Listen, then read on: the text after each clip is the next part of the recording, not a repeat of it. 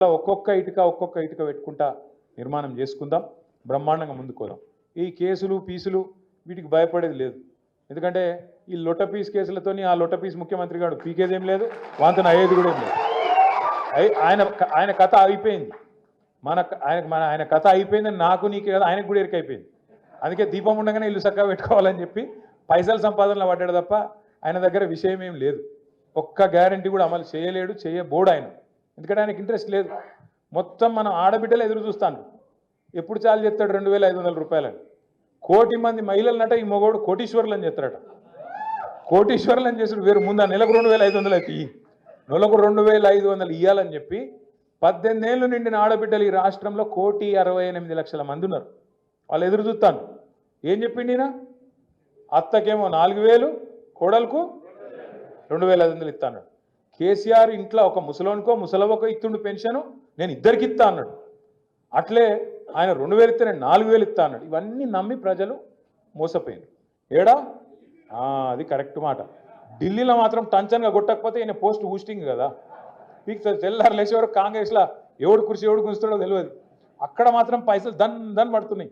ఏడా రాహుల్ గాంధీ ఖాతాల, ఢిల్లీ ఖాతాల, ఢిల్లీ పెద్దల ఖాతాల మాత్రం ఇక్కడ జరుగుతున్న దోపిడీని మంచిగా అక్కడికి పైసలు తీసుకుపోయి మాత్రం ఢిల్లీలో వంచుతాను.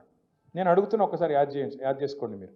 నేను అపరిచితుడని ఉత్తగానే అంటలేను. రేవంచుకుంటా పోదులు కొట్టుకుంటా ఆయన నిలబడతాడు. కేసీఆర్ ఆనవాళ్ళు లేకుండా చేస్తా అంటాడు.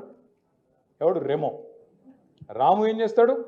అందాల పోటీల కంటెస్టెంట్లను మన సచివాలయం కాడికి, ఆడికెళ్ళి సీదా మన కమాండ్ కంట్రోల్ సెంటర్ కాడికి, ఆడికెళ్ళి మన టీ హబ్కు, ఆడికెళ్ళి బుద్ధవనానికి, ఆడికెళ్ళి ఆఖరికి యాదగిరి గుట్టకు కూడా తీసుకుపోయి, యాదాద్రికి కూడా తీసుకుపోయి మళ్ళా ఆడ ఫోటోలు దింపుతాడు.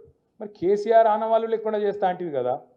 మరి మీరేమైనా కట్టింది ఉంటే, ఏమైనా పొడిచింది ఉంటే మీరు చూపెట్టకపోయినావు. మరి తీసుకుపోయి కాంగ్రెస్ వాళ్ళం 55 ఏళ్ళల్లో ఇవన్నీ కట్టినామని చూపెట్టకపోయినావు.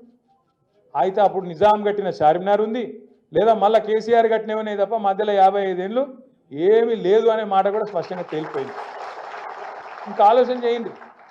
ఈ మనిషికి ఒక వ్యాధి ఉంది రేవంత్ రెడ్డికి, మల్టిపుల్ పర్సనాలిటీ డిసార్డర్ అంటారు. ఒకడే మనిషి 4 లెక్క నడిస్తాడు అన్నట్టు మనకు ఉంది అది. అప్పుడే ఇట్లంటాడు, అప్పుడే అట్లా అంటాడు. అప్పుడే కాళేశ్వరం కూలేశ్వరం అయిపోయింది, కొట్టుకుపోయింది అంటాడు. ఇంకో దిక్కేమో అదే కాళేశ్వరంలో కొండపోచమ్మ సాగర్కి వెళ్ళి హైదరాబాద్కి నీళ్లు తెస్తా అంటాడు. అయితే అదన్న కావాలి, లేకపోతే ఇదన్న కావాలి. రెండిట్లయితే కాళేశ్వరంలో ఉన్నాయి. మల్లన్న సాగర్ ఉన్నదే కాళేశ్వరంలో ఉన్నాయి. అది కూలిపోతే మరి నీళ్ళు ఎక్కడికి వెళ్ళున్నాయి? మల్లన్న సాగర్లో, కొండపోచమ్మ సాగర్లో.